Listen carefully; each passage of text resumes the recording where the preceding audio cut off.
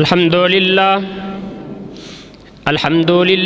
وسلام علی عبادہ الذین اصطفى ان الحمد للہ نحمدہ ونستعینہ ونستغفرہ ونعوذ باللہ من شرور انفسنا ومن سیئات اعمالنا من يهده الله فلا مضل له ومن يضلله فلا هادي له أشهد أن لا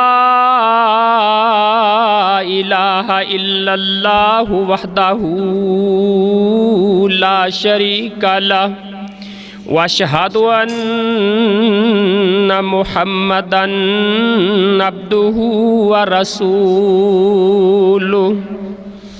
اللهم صل على محمد وعلى آل محمد كما صليت على إبراهيم وعلى آل إبراهيم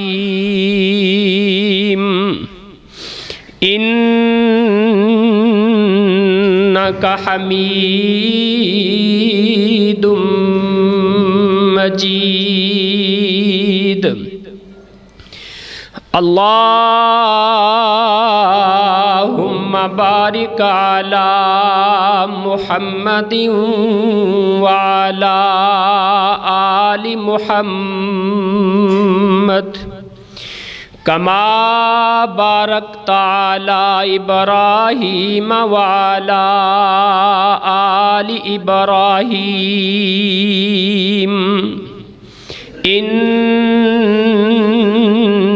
إنك حميد مجيد أما بعد فإن خير الكلام كتاب الله وخير الهدي هدي محمد صلى الله عليه وآله وسلم وشر الأمور محدثاتها وكل محدثة بدعة وكل بدعة ضلالة وكل ضلالة في النار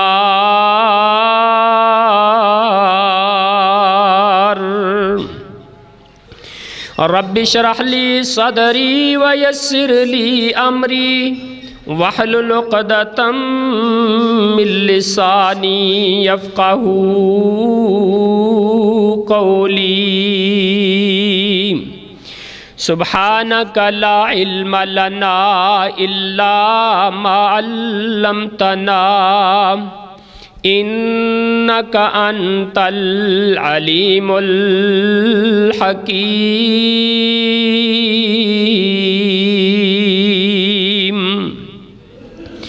أعوذ بالله السميع العليم من الشيطان الرجيم من همزه ونفخه ونفسه بسم الله الرحمن الرحيم وإن امرأة خافت من بعلها نشوزا أو إعراضا فلا جناح عليهما أن يصلحا بينهما صلحا والصلح خير وأحضرت الأنفس الشح وإن تحسنوا وتتقوا فإن الله كان بما تعملون خبيرا۔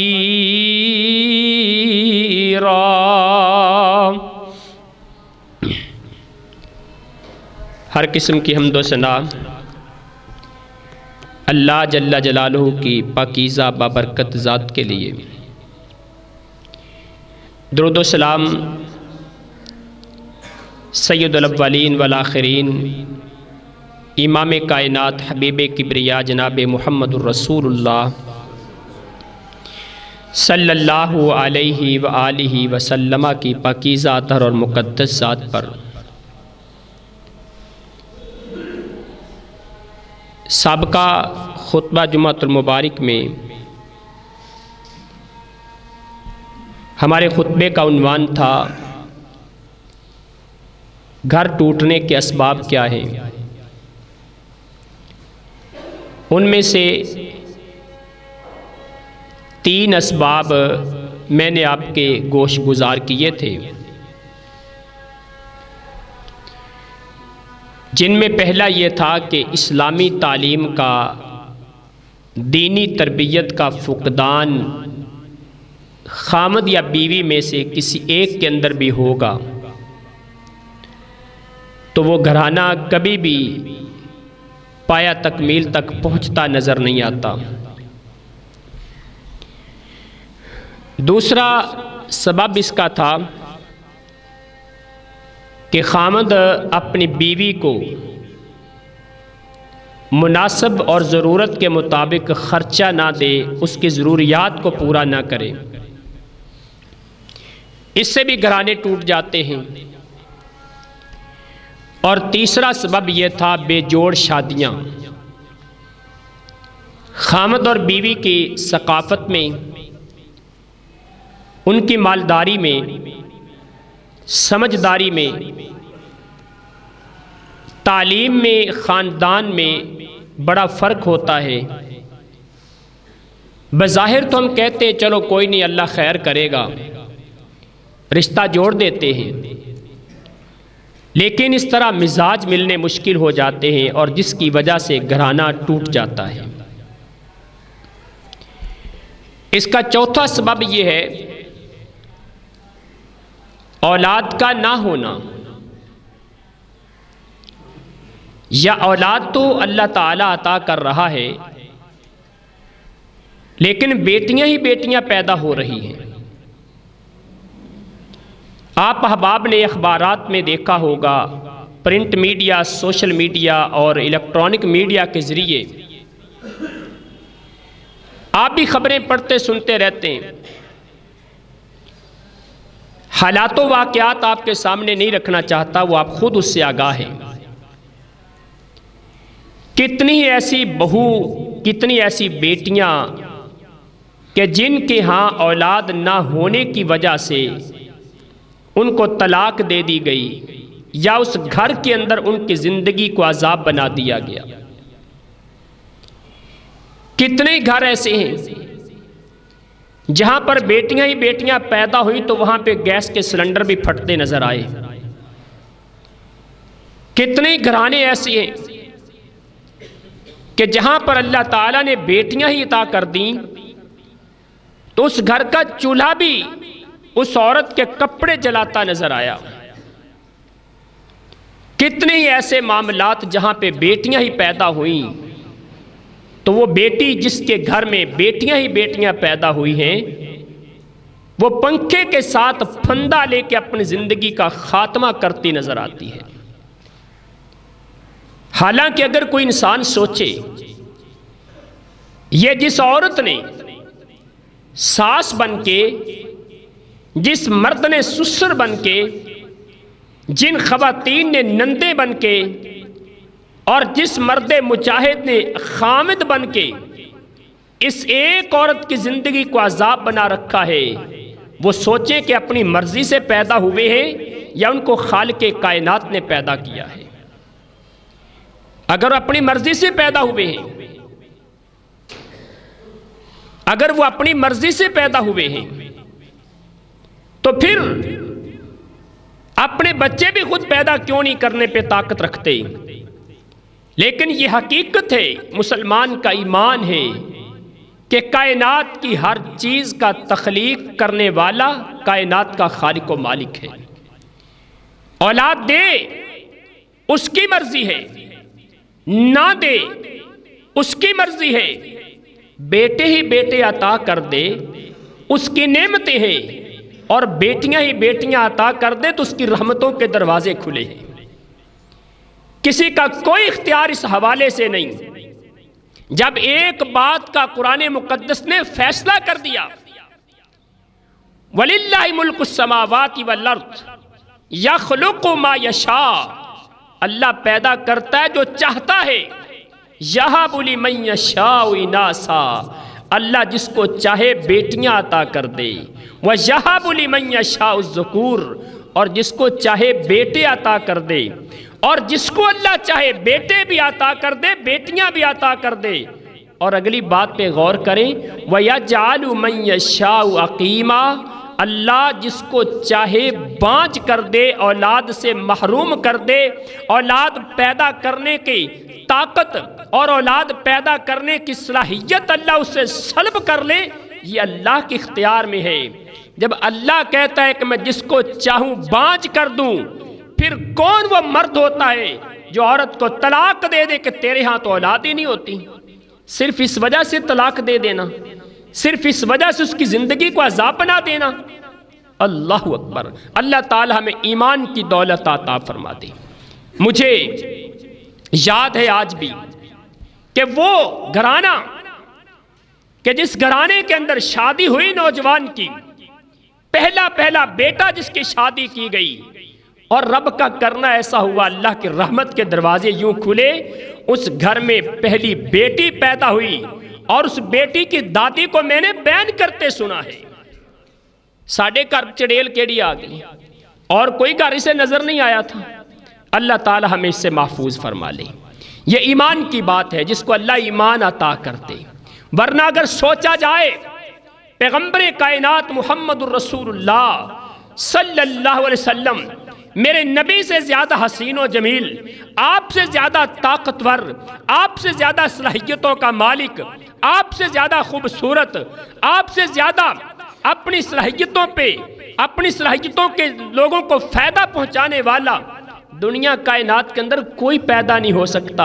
اور دوسری طرف سیدہ عائشہ صدیقہ رضی اللہ تعالی عنہا، ام المومنین، سیدہ کائنات، وہ بھی انتہائی خوبصورت، جوان، صحت مند، پیغمبر کائنات کی بھی یہی صورتحال ہے، لیکن کائنات کا رب نہ چاہے تو اس خوبصورت جوڑے کو بھی اولاد سے محروم کر۔ اللہ تعالی ہمیں یہ ایمان عطا فرما دے، لہذا کوشش کیجئے۔ اور پھر یہاں پہ ایک اور بات بھی ہے، اولاد کا نہ ہونا بسا اوقات کسی بیماری کے سبب ہوتا ہے، اور اس کا علاج کروانے کے لیے ساس کا دباؤ ہوگا، نندوں کا دباؤ ہوگا، اپنی بھابھی پہ، اپنی بہو پہ اس کا علاج کروایا جائے، اور بیٹے کی طرف کبھی کسی نے توجہ نہیں دی کہ اس کا بھی علاج کروانا چاہیے۔ آخر وہ بھی انسان ہے، بیماری اس کے اندر بھی آ سکتی ہے، علاج اس کا بھی کروایا جا سکتا ہے، چیک اپ اس کا بھی ہو سکتا ہے، لیکن نہیں، چونکہ وہ مرد ہے اس لیے اس کو سارے اختیارات حاصل ہے، اور یہ کسی کی بیٹی ہے جو تمہارے گھر میں آئی ہے، اور یہ بیماریوں کا مجسمہ بن کے آئی ہے، ساری بیماریاں اسی کے اندر آ گئی ہیں۔ اللہ تعالی ہمیں ہدایت عطا فرما دے۔ اولاد کا نہ ہونا اس کا پہلا سبب بیماری ہو سکتا ہے، علاج کروائیں۔ دوسرا سبب جادو ہو سکتا ہے، روحانی علاج کروائیں، جادو کے ذریعے بھی اولاد کی بندش ہو جاتی ہے، لہٰذا اس کو بھی لائٹلی نہ لیا جائے، اس پہ بھی غور و فکر کیا جائے۔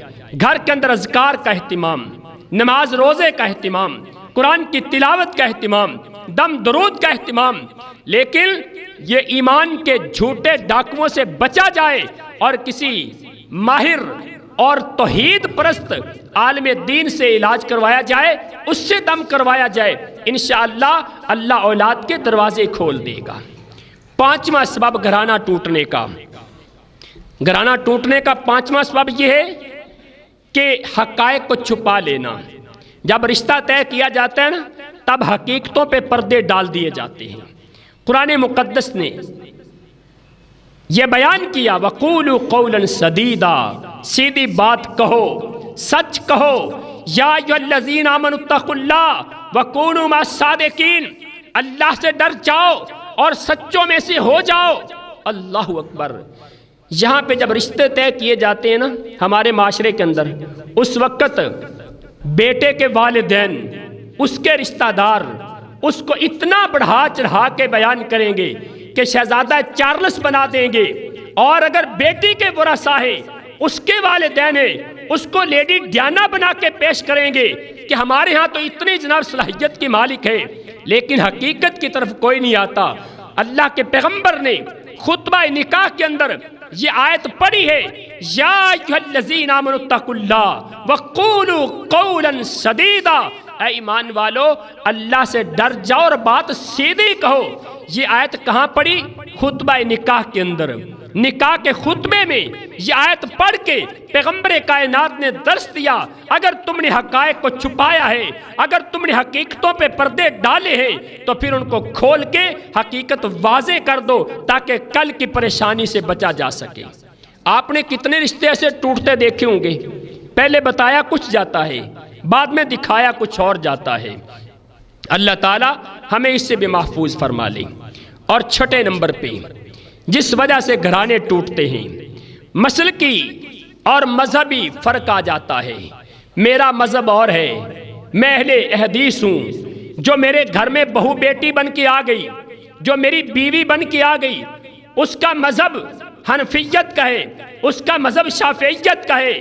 یہ چیزیں ہمیں پہلے دیکھنی چاہیے۔ اختلافات ہو جاتے ہیں، یہ مذہبی اختلافات، مسلکی معاملات، سکول آف تھاٹ کا فرق، یہ معاملات ہوتے ہیں، اللہ اکبر، لیکن ان کو رشتے توڑنے کی بنیاد نہیں بنا لینا چاہیے۔ پہلے کیوں نہیں دیکھا؟ یہ تو پہلے دیکھنا چاہیے تھا۔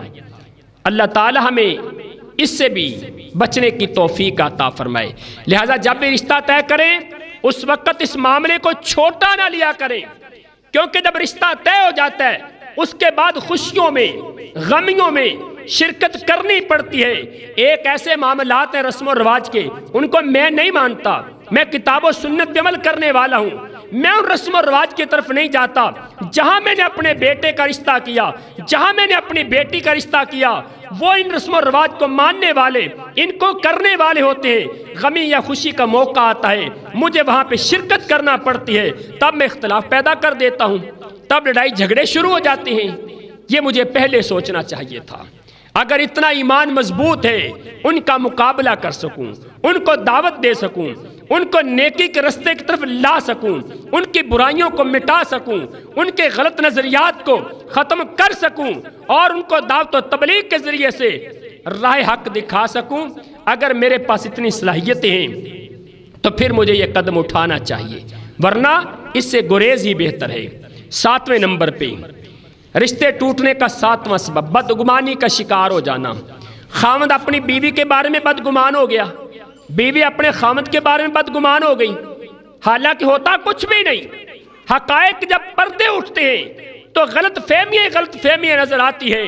اللہ اکبر، یہاں پہ غلط فہمیوں کی بنیاد پہ کتنے گھر عذاب بن جاتے ہیں، کتنے گھرانے جہنم بن جاتے ہیں۔ ساس غلط فہمی کا شکار ہوتی ہے اپنی بہو کے بارے میں اور الزام لگانا شروع کر دیتی ہے، اپنے بیٹے کے کان بھرتی ہے۔ یہاں پہ بھاوج اس کے دل میں غلط فہمی آئی، اس نے دوسرے کے کان بھرے، نندوں کے دل میں غلط فہمی آئی، انہوں نے کان بھرے۔ یہ غلط فہمیاں پورے گھر کا بیڑا غرق کر کے رکھ دیتی ہیں۔ اسی لیے قرآن مقدس کہتا ہے، یا ایھا الذین آمنو، اے ایمان والو، تمہیں گمان سے زیادہ گمان کرنے سے بچنا چاہیے۔ اجتنبوا کثیرا من الظن، زیادہ گمان کرنے سے بچ جاؤ۔ ایسے خیالات کے گھوڑے دوڑانا، اچھا یہ وہاں گئی تھی، اس نے تو یہ کام پھر کیا ہوگا، یہ میرے گھر میں جادو اس نے کروا دیا ہوگا، تعویذ اس نے ڈلوا دیے ہوں گے، اچھا یہ بڑی تیز ہے، اور یہ اپنی ماں کو ملنے گئی تھی نا، وہاں سے یہ سبق سیکھ کے آئی ہوگی۔ اللہ اکبر، اللہ تعالی ہمیں جھوٹے گمان کرنے سے محفوظ فرما لے۔ دنیا جہان کی سب سے بڑی جھوٹی بات، سب سے بڑا جھوٹ، وہ یہ خیال کرنا، غلط فہمی کا شکار ہو جانا۔ رسول اللہ صلی اللہ علیہ وسلم کے پاس آیا تھا ایک آنے والا، کہا اللہ کے رسول یہ بدگمانی کا شکار ہوا تھا، اس کے اندر غلط فہمی آئی تھی، پیغمبر کائنات کا صحابی تھا۔ رسول مکرم کے پاس آیا، کہتا ہے اللہ کے رسول میری بیوی نے بدکاری کی ہے۔ کہا تمہیں کیسے پتا؟ کہا میرے گھر میں جو بیٹا پیدا ہوا ہے اس کا رنگ کالا ہے، میرا رنگ بھی سفید، میری بیوی کا رنگ بھی سفید، لیکن میرے بیٹے کا رنگ کالا کیوں ہے؟ اللہ اکبر! پیغمبر کائنات علیہ السلام نے بڑی لاجک اور بڑے احسن انداز میں اس کو سمجھایا، بڑے پیارے انداز میں سمجھایا۔ آپ نے فرمایا تمہارے پاس اونٹ ہیں؟ کہا جی اونٹ تو ہیں۔ کہا یہ بتاؤ تمہارے پاس اونٹ کس رنگ کے؟ کہتا یہ سرخ رنگ کے۔ کہا ان میں کوئی کالے رنگ کا بچہ ہے کسی اونٹنی کا؟ کہا ہاں ایک اونٹنی کا بچہ کالے رنگ کا بھی ہے۔ کہا پھر وہ اونٹنی کا بچہ کالے رنگ کا کیوں پیدا ہوا؟ کہتا لعل نازہ عرق، شاید اس اونٹ کے پچھلی نسل کے اندر کوئی کالے رنگ کا اونٹ آیا ہوگا، اس نسل کی وجہ سے یہ بھی کالا پیدا ہوا ہے۔ پیغمبر کائنات نے فرمایا میرے صحابی پھر سوچ لے تیرے خاندان کے اندر، تیری نسل کے اندر بھی کوئی کالا بندہ ہوگا جس کی وجہ سے تیرے گھر میں بیٹا بھی کالا پیدا ہوا ہے۔ اس سے ہم یہ نہیں کہہ سکتے کہ نعوذ باللہ تیری بیوی نے بدکاری کی ہے۔ غلط فہمی کا شکار، ایسے اپنے گمان بنا لینا، ایسے خیالات بنا لینا۔ میں نے ایسے گھروں کے اندر بھی اختلافات دیکھے، بڑا سمجھدار گھرانہ، جنت نما گھرانہ، لیکن جہنم کا نقشہ پیش کرتے میں نے دیکھا ہے صرف اس وجہ سے کہ ساس کے دل میں خیال آ گیا کہ میری بہو میرے بیٹے کی تنخواہ اپنے میکے کھلاتی ہے، اپنے ماں باپ کو جا کے دیتی ہے۔ یہ اتنا ذہن میں خیال آ گیا، بہو نے قسمیں بھی اٹھائی، بیٹے نے قسمیں کھائیں کہ ایسا کوئی معاملہ نہیں، لیکن آج تک وہ گھرانہ سکون کی زندگی نہیں جی سکا، صرف غلط فہمی کی بنیاد پہ۔ کتنے معاملات ایسے آتے ہیں ہوتا کچھ بھی نہیں، غلط فہمی کا معاملہ ہوتا ہے سارے کا سارا۔ اللہ تعالیٰ ہمیں بدگمانی سے محفوظ فرما لے۔ جناب عمر ابن خطاب رضی اللہ تعالیٰ عنہ، ان کے پاس ایک آگے آنے والا آگے کہتا ہے جناب عمر میری بیوی نے بدکاری کی ہے، اس پہ حد قائم کرو۔ کہا تمہارے پاس کیا دلیل ہے؟ کہنے لگا میں 2 سال سے سفر پر تھا، جب واپس آیا ہوں میری بیوی حمل سے ہے، اس کے پیٹ میں بچہ ہے، لہٰذا میری بیوی نے غلط کام کیا ہے۔ جناب عمر ابن خطاب رضی اللہ تعالیٰ عنہ اس عورت کو بلایا، اس نے انکار کیا، لیکن اس کے پیٹ میں بچہ ہے، حکم دے دیا اس کو سنگسار کر دیا جائے۔ صحابہ کرام لے کے گئے، اس کا آدھا جسم مٹی میں گاڑ دیا، پتھر مارنے کے لیے تیار ہے۔ اس کی بہن آخری ملاقات کرنے کے لیے اپنی بہن کے پاس آئی، ابھی کان کے اندر گفتگو کر رہی ہے۔ جناب علی رضی اللہ تعالیٰ عنہ ان کو پتہ چلا، کہا عمر کیا معاملہ ہے، کیا فیصلہ کیا؟ کہا اس عورت نے بدکاری کی ہے۔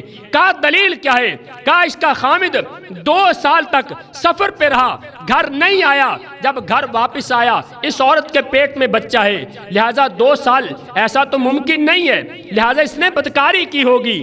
جناب علی رضی اللہ تعالیٰ عنہ آپ فرمانے لگے عمر ایک مشورہ میرا بھی ہے، اگر اس عورت کا قصور ہے، غلطی اس کی ہے، اس کے پیٹ میں جو بچہ ہے اس کا کیا قصور ہے؟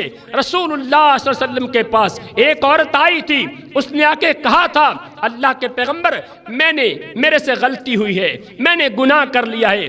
رسول اللہ صلی اللہ علیہ وسلم نے کہا بی بی قصور تیرا ہے، گناہ تیرا ہے، تیرے پیٹ میں جو بچہ ہے اس کا کوئی قصور نہیں، جب بچہ پیدا ہوگا تب تجھ پہ حد قائم کریں گے۔ اللہ کے پیغمبر نے بچے کے پیدا ہونے کا انتظار کیا تھا، لہٰذا اس عورت کے پیٹ میں بچہ ہے، اس کے پیدا ہونے کا انتظار کیا جائے۔ اللہ اکبر! جناب عمر کو بات سمجھ آ گئی، آرڈر کینسل کر دیا، کہا ٹھیک ہے اس کو چھوڑ دو، آزاد کر دو، جب بچہ پیدا ہوگا تب دیکھیں گے۔ ادھر بچہ پیدا ہوا، اس بچے کا باپ، اس عورت کا خامد جو پہلے الزام لے کے آیا تھا، جس عورت کو اس الزام کی بنیاد پہ پتھر مارے جانے والے تھے، اس کو سنسار کیا جانے والا تھا، وہی آدمی دوڑتا دوڑتا جناب عمر ابن خطاب کے پاس آیا اور آ کے کہنے لگا جناب عمر خوش ہو جائیے، وہ میرا ہی بیٹا ہے، وہ میرا ہی بچہ ہے۔ کہا تمہیں کیسے پتا؟ کہا جب بچہ پیدا ہوا اس کے دانت بھی نکلے ہوئے ہیں، یعنی کہ بچہ پیٹ کے اندر 2 سال رہا، 2 سال جب پیدا ہوا اس کے دانت بھی نکلے ہوئے ہیں۔ اللہ اکبر! یہ بدگمانی، خاوند اپنی بیوی کے بارے میں بدگمان ہو جائے، بیوی اپنے خاوند کے بارے میں بدگمانی کا شکار ہو جائے، اس وجہ سے گھرانے ٹوٹتے نظر آتے ہیں۔ اور آپ جائیے، سروے کیجئے، تحقیق کیجئے، معاشرے کے اندر دیکھیں جا کے، اگر ایک معاشرے کے اندر 100 گھرانوں میں طلاق یا خلا ہوئی ہے تو وہاں پہ دیکھیں گے ان میں سے 90 گھرانے ایسے ہوں گے جن کی بنیاد غلط فہمی پہ ہوگی، جن کی بنیاد بدگمانی پہ ہوگی۔ اللہ تعالیٰ ہمیں اس سے محفوظ فرما لے۔ قرآن مقدس نے منع کر دیا، اور رسول اللہ صلی اللہ علیہ وسلم نے فرمایا اِيَّاكُمْ وَالظَّنَّ، لوگوں اپنے آپ کو بدگمانی سے بچا لو، فَإِنَّ الظَّنَّ أَكْذَبُ الْحَدِيث، بدگمانی بہت جھوٹی بات ہے۔ 8ویں نمبر پہ گھرانے ٹوٹنے کا سبب یہ ہے مرد کا اپنے حق زوجیت کے قابل نہ ہونا۔ مرد کے اندر کوئی بیماری آ جائے، اور ہم کتنے بھولے بھالے لوگ ہیں، ہم ان چیزوں کو بڑا ہلکا محسوس کرتے ہیں، اور افسوس کی بات ہے ہمارے دور کے، ہمارے معاشرے کے جعلی حکیموں نے آج کے نوجوانوں کو نفسیاتی مریض بنا دیا ہے۔ ہر 4 دیواری پہ تمہیں یہی لکھا نظر آئے گا، مردانہ بیماریوں کا علاج، ہر دیوار پہ، ہر بورڈ پہ تمہیں یہ لکھا نظر آئے گا۔ ان ظالم حکیموں نے آج کے نوجوان کو، مسلم امہ کے نوجوان کو نفسیاتی مریض بنا دیا ہے۔ کبھی کسی بیماری کا کیوں نہیں لکھا جاتا؟ صرف اس بیماری کو کیوں اتنا ہائی لائٹ کرتے ہو؟ اس کو اتنا کیوں لکھتے ہو؟ اللہ اکبر! یہ بھی فحاشی کو پھیلانے کا ایک پھندا ہے، اور فحاشی کو عام کرنے کا ایک طریقہ ہے، اور نوجوانوں کو اپنے جال میں پھنسانے کا ایک طریقہ ہے کہ ان کو نفسیاتی مریض بنا کے پھر اپنے ہاں پھنساؤ لا کے ان کو۔ اللہ اکبر! زیادہ تر نفسیاتی مسائل ہوتے ہیں، کوئی مسئلہ نہیں ہوتا، کوئی بیماری نہیں ہوتی، نفسیاتی مسائل ہے، اور جو نفسیاتی طور پہ مضبوط ہے وہ کعبہ کے رب کی قسم کھا کے کہتا ہوں اپنے گھرانے کو کامیابی سے چلا سکتا ہے۔ لیکن اگر نفسیاتی مریض بن گیا، اس کا علاج پھر نفسیات والا ہی کوئی کر سکتا، کوئی حکیم نہیں کر سکتا۔ البتہ بیماری کا انکار نہیں کیا جا سکتا، بیماری ہو سکتی ہے، لیکن میرا سوال یہ ہے کیا جسم میں کبھی اور کوئی بیماری نہیں ہوئی؟ کان کی بیماریاں، آنکھوں کی بیماریاں، زبان کی بیماری، معدے کی بیماریاں، ٹانگ میں درد، کمر میں درد اور سر کے درد، طرح طرح کی بیماریوں کا انسان شکار ہوتا ہے۔ آخر انسان کے جسم کا یہ بھی تو حصہ ہے، اس میں بھی بیماری آ سکتی ہے، اس کا علاج کروایا جائے، اور کسی ماہر حکیم سے، ماہر طبیب سے علاج کروانا چاہیے۔ اس میں سستی کر کے ہم اپنے گھرانے برباد کر کے بیٹھ جاتے ہیں، اور مجھے افسوس سے پھر یہ کہنا پڑتا ہے عموماً اس حوالے سے کوئی بات بھی نہیں کرتا۔ یہ ممبر، یہ سٹیج اس بات کا متقاضی نہیں، لیکن میں چاہتا ہوں میرے خاندان کے، میرے معاشرے کے، مسلم امہ کے گھرانے بچے رہیں۔ اور افسوس کی بات یہ ہے اگر کوئی ایسی بیماری کے علاج کی بات کرتا ہے نا، اس کا مذاق بھی اڑاتے ہیں۔ اور بھائی یہ بھی ایک بیماری ہے، ہم نے کیوں اس کو اتنا ہائی لائٹ کر دیا، کیوں اس کو اتنا اپنے سر پہ سوار کر لیا؟ اگر ایک بیماری، آنکھ میں بیماری آ جائے تو کم از کم آنکھ کی بینائی جائے گی نا، گھر تو برباد نہیں ہوگا، گھرانہ تو نہیں ٹوٹے گا، بچے تو آوارہ نہیں پھریں گے، کوئی اپنے ماں کی ممتا سے، کوئی اپنے باپ کی پدری شفقت سے محروم تو نہیں ہوگا۔ اگر کان میں بیماری آ جائے صرف کان کی سماعت جائے گی، اگر ٹانگ میں بیماری آ جائے صرف چلنے کی سکت ختم ہوگی۔ لیکن یہ ایسی بیماری ہے اگر یہ بیماری آ جائے انسان کا گھرانہ ٹوٹ جاتا ہے، انسان کا گھر جنت نما گھر جہنم بن جاتا ہے۔ پھر اس کے علاج پہ توجہ دینی چاہیے۔ اللہ تعالیٰ ہمیں یہ توفیق عطا فرمائے کہ اگر کوئی ایسا انسان ہے، اور مجھے یاد ہے ہمارے استاد محترم شیخ عبداللہ امجد چھتوی رحمت اللہ علیہ رحمتم واسعہ اپنے طلباء کو، اپنے سٹوڈنٹس کو واضح طور پہ کہا کرتے تھے، اگر دوران کلاس، دوران تعلیم اگر کسی کی شادی ہونے والی ہے اس کو اسپیشلی پوچھا کرتے تھے، بیٹے اگر کوئی مسئلہ، کوئی پرابلم ہے، میں تمہارا باپ ہوں، میں تمہارا خیر خواہ ہوں، میں تمہارا ہمدرد ہوں، مجھے بتاؤ، ہم اس کا کوئی حل ڈھونڈیں گے، اور اگر معاملات ٹھیک ہیں تو پھر تمہیں شادی کروانی چاہیے، ورنہ کسی کے گھرانے کو برباد نہ کرو، کسی کی بیٹی کی زندگی برباد نہ کرو۔ اللہ تعالی ہمیں سمجھ عطا فرما دے۔ اور 10ویں نمبر پہ ہمارے خاندانی، ہمارے گھرانے ٹوٹنے کا 10واں سبب ہمارے میڈیا کا کردار ہے۔ یہ میڈیا کے اندر جو ڈرامے دکھائے جاتے ہیں، بیٹی اپنے باپ کے سامنے کس طرح بدتمیزی سے بولتی ہے، بیوی اپنے خامد کے سامنے کس بدتمیزی کا مظاہرہ کرتی ہے اور کس انداز کی زندگی، کیسے گھرانے، یہ سارا معاملہ جب ڈرامے دیکھ دیکھ کے آج کی میری بیٹی، آج کی میری بہن اسی ڈرامے کی زندگی کو اپنی حقیقت کے روپ میں دھارنے لگتی ہے، اس وقت اس کا گھرانہ ٹوٹ جاتا ہے۔ یاد رکھیے، میں نے بڑے بڑے لوگوں سے یہ سوال کیا، بھئی یہ ڈرامہ کیوں دیکھتے ہو؟ کہتا جی بڑیاں چنگیاں گلاں بھی لب جاندیاں نے، بڑیاں چنگیاں گلاں بھی لب جاندیاں نے۔ حالانکہ اگر حقیقت کی نظر سے دیکھا جائے تو ڈرامے کے اندر نہ کوئی بری بات ہے نہ کوئی اچھی بات ہے، کیونکہ وہ تو ڈرامہ ہے، اور حقیقت جو ہوتی ہے، برائی بھی حقیقت ہے، اچھائی بھی حقیقت ہے، ڈرامے کے اندر کوئی حقیقت نہیں ہوتی۔ آپ ڈرامے کے اندر کوئی اچھی بات دیکھیں، وہ حقیقت نہیں ہے۔ ڈرامے کے اندر اگر آپ کو کوئی بندہ صوفی بنا نظر آیا، نماز پڑھتا نظر آئے گا، حج کرتا نظر آئے گا، عمرہ کرتا نظر آئے گا، قرآن کی تلاوت کرتا نظر آئے گا، تسبیح پڑھتا نظر آئے گا، بظاہر یہ کام اچھا ہے، یہ اچھا سبق ہے، تسبیح پڑھنا اچھا کام ہے، نماز پڑھنا اچھا کام ہے، حج کرنا اچھا کام ہے، عمرہ کرنا اچھا کام ہے، صوفی بن کے رہنا، نیکی کی زندگی گزارنا اچھا کام ہے، لیکن میرا سوال یہ ہے کہ وہ حقیقت ہے یا ڈرامہ ہے؟ وہ تو ڈرامہ ہے۔ حج بھی کر رہا تو ڈرامہ، نکاح بھی کرتا ہے تو ڈرامہ، نماز بھی پڑھتا ہے تو ڈرامہ، قرآن کی تلاوت بھی کرتا ہے تو ڈرامہ، اگر برے کام کرتا ہے، کسی بچی کو گھر سے بھگا کے لے جاتا ہے وہ بھی ڈرامہ، کسی سے بیوی اپنے خاوند سے بدتمیزی کرتی ہے وہ بھی ڈرامہ، بیٹی اپنے باپ کے سر میں خاک ڈالتی ہے وہ بھی ڈرامہ، ایک ایک چیز ڈرامہ ہے۔ اور جب آج کی بیٹی اس ڈرامے کو ڈرامہ نہیں سمجھتی، اس کو اپنی حقیقی زندگی میں لے کے آتی ہے، تو پھر گھرانے ٹوٹ جایا کرتے ہیں۔ سب سے پہلی بات، ڈرامے نہیں دیکھو، فلموں سے بچ جاؤ۔ یہ فحاشی کے کام، بے حیائی کے کام، گندے کام، وقت کو فضول ضائع کرنا، یہ سارے معاملات اس کے اندر موجود ہیں۔ لیکن اگر کسی کا چسکا پورا نہیں ہوتا، اس نے ڈرامہ دیکھنا ہی ہے، تو پھر اس کو صرف ڈرامے کی نظر سے دیکھے، حقیقت کی زندگی میں اس کو نہ لے کے آئے۔ اور جب حقیقت کی زندگی میں لائے گا، پھر اس کا گھرانہ ٹوٹے گا، پھر اس کے گھرانے برباد ہوں گے۔ اس نے دیکھا اس کا گھر کتنا خوبصورت ہے، اب اس عورت نے ڈرامہ دیکھا، اپنے خامد سے مطالبہ کرتی ہے، میرے گھر میں یہ سہولت کیوں نہیں، میرے گھر میں ایسی آسائش کیوں نہیں۔ اس نے ڈرامے کے اندر گاڑی دیکھی، یہ بھی مطالبہ کرتی ہے۔ اس نے ڈرامے کے اندر بڑے خوبصورت نوجوان کو دیکھا، اپنے خامد کو اس سے کمپیئر کرتی ہے۔ خامد نے بڑی خوبصورت لڑکی کو دیکھا، حالانکہ وہ تو میک اپ کر کے کیمرے کے فیشن کے سامنے آئی ہے، پتہ نہیں کس انداز اس کو تیار کیا گیا۔ اس نوجوان نے ڈرامے کے ایک ہیروئن کو دیکھا، یہ سوچ میں پڑ گیا کہ میری بیوی ایسی خوبصورت کیوں نہیں، اسے بھی ہونا چاہیے۔ جب اس کو حقیقت کی زندگی میں لائیں گے، گھر ٹوٹ جائے گا، بکھر جائے گا، زندگی اجڑ جائے گی، اور بچے کسی نہ کسی کی شفقت سے محروم ہو جائیں گے۔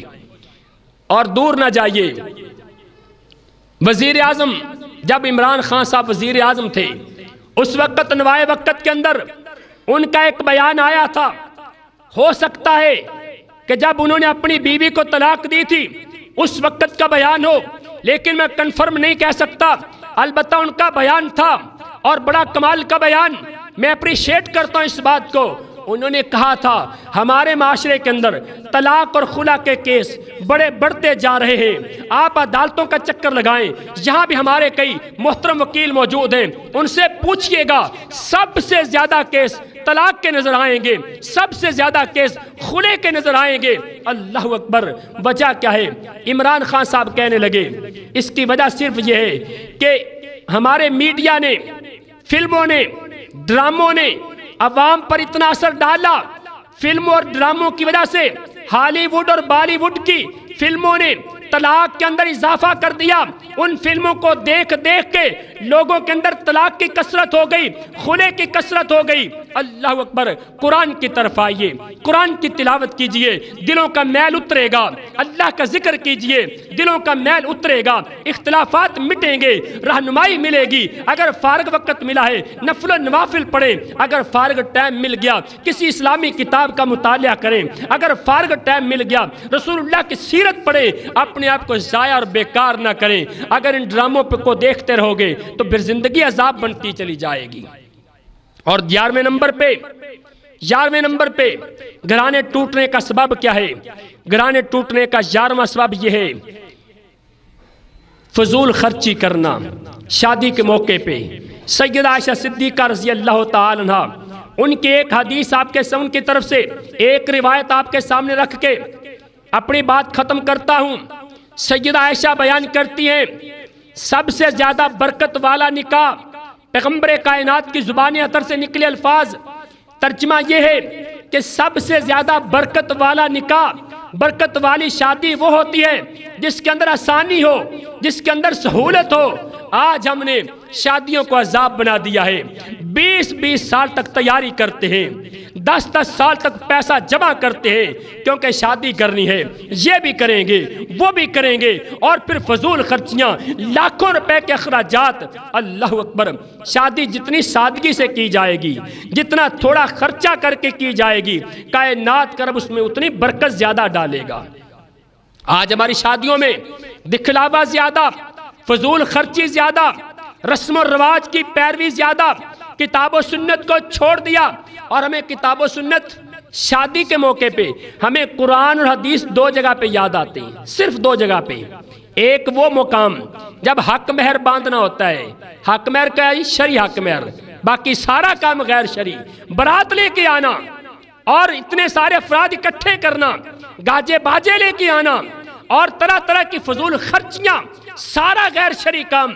और जब निकाह हक महर की बारी आएगी, उन हक महर शरी होना चाहिए। और दूसरे नंबर पे हमें कुरान और हदीस तब याद आते हैं जब बेटी को रवाना करना होता है, उसको हाल से निकाल रहे हैं, अपने घर से रवाना करते, उसके ऊपर कुरान का साया कर दो। हमें 2 ही मौक़ों पे याद आते हैं। फिर बताइए, इन शादियों में कभी बरकत नजर नहीं आएगी, इनमें कभी खैर नजर नहीं आएगी। जब बुनियाद ही हमने गलत रखी है, हमने असास गलत रखी है, हमने उसकी बेस गलत रखी है, कुरान और सुन्नत की मुखालफत करके हमने शादी की है।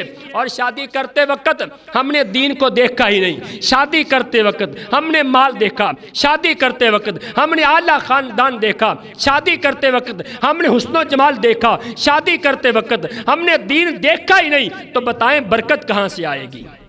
शादियां बर्बाद होने का और घराने टूटने का 11वां बड़ा सबब यह है कि फजूल खर्ची करना, इससे अल्लाह बरकतें ख़त्म कर देते हैं। इन्नल मुबज़्ज़िरीना कानू इख़वान शयातीन, फजूल खर्ची करने वाले शैतान के भाई होते हैं। और शैतान का सबसे बड़ा हदफ वो निकाह को तोड़ना, सबसे बड़ा हदफ घराने के टुकड़े टुकड़े करना शैतान का सबसे बड़ा हदफ होता है। और अल्लाह का कुरान कहता है कि फजूल खर्ची करने वाले शैतान के भाई होते हैं। तो शैतान तो फिर तोड़ेगा, वो तो अपना हिस्सा डालेगा।